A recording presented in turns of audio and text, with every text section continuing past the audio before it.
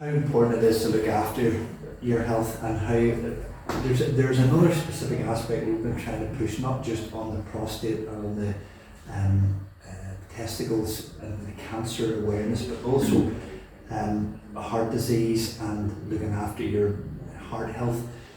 But a thing that's become recently, thankfully, much more acceptable to discuss is men's mental health. And a lot of people do struggle with mental health and are not keen to talk it out with anybody. It's something that I don't know if you've had any friends or whatever that have had issues with mental health. Have you any experience of that? Oh, absolutely. Absolutely, especially in this country. I mean, it's an epidemic, like, isn't it? And do you feel young guys are happy to talk about their mental health now? I think it's definitely getting better. But there's, of course, a lot of room for improvement, like, always. What are the barriers, do you think? I know what I think, but what do you think are the barriers for men coming forward about mental health issues?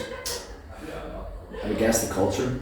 The culture definitely very much so here is more like a pull yourself up with the bootstraps kind of culture, you know. And I think sometimes it's the unavailability of seeing a therapist or seeing a professional. You know, I've had friends who have seeked that out and they've been told that it's months waiting time.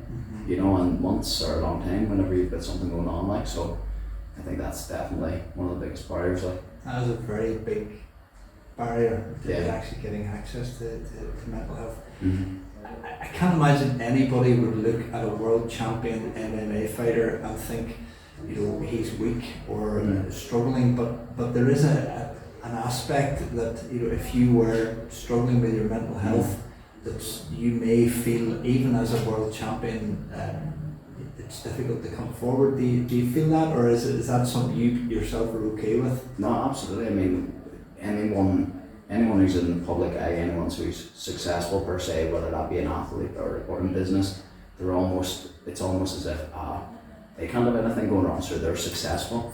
Do you know what I mean? And it's very much not the case. You know, everyone's human and everyone is susceptible to the same emotions as anyone. Absolutely. You know, so absolutely. I definitely think there can be a bit of a stigma around that as well. Is it a sign of weakness?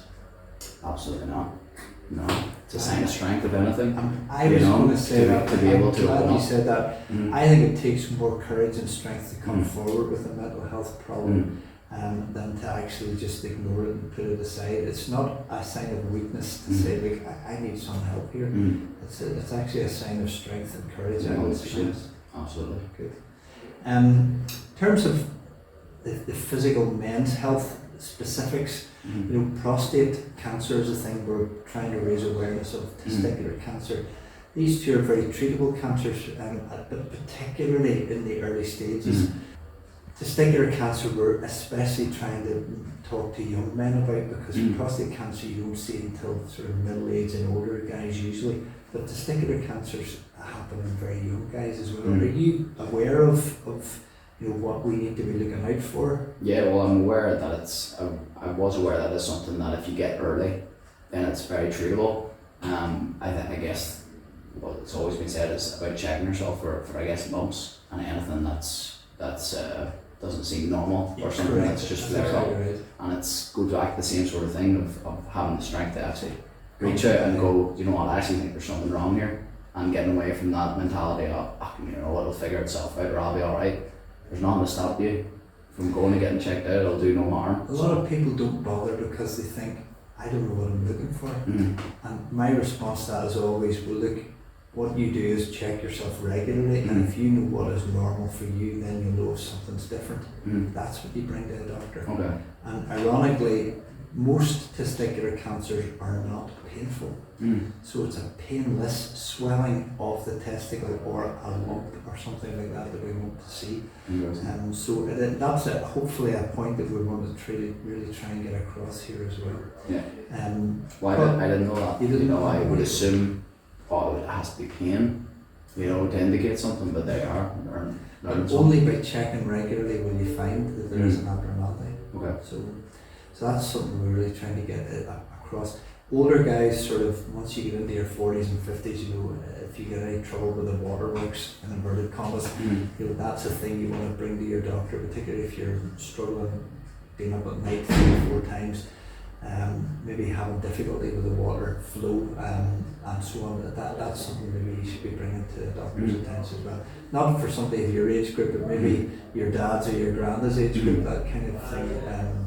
But prostate cancer is a problem. It's not everybody that's got prostate cancer just because they get these symptoms, but if you have unusual changes in the urinary flow and the urinary pattern, that's something to bring to someone's attention, because even if it's not cancer, it's still something that can do something about it. Absolutely. Are you familiar with how significant heart disease is in Northern Ireland? No.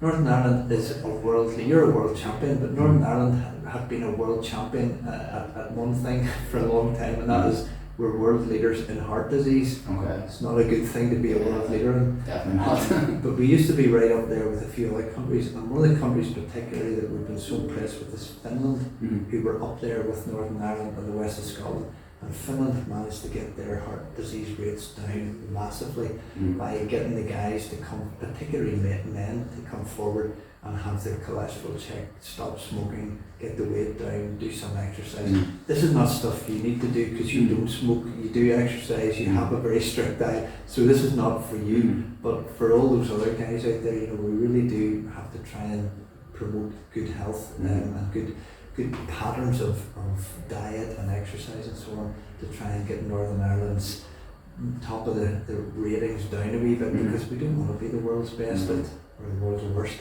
at heart disease. Absolutely. Okay. Yeah. Are there any health issues that you have been aware of specific to your own sport that you see regularly, or is it just injuries? Not that I can more so injuries. Yeah. More so injuries definitely but it's just the nature of the sport. It's the nature of the game that I'm in. So it is. Have you enjoyed your time? As a professional, yeah, it's my passion, it's my purpose, it's everything to me. I'm literally doing what I love every day.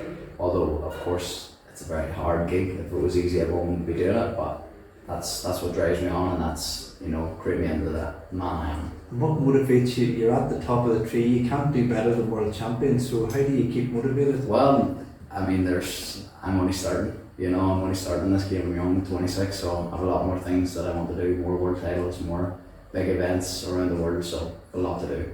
Well, we wish you luck with that. Thank you very much. I Lovely appreciate meeting it. you. Thanks so Cheers, much. Phil. Appreciate it.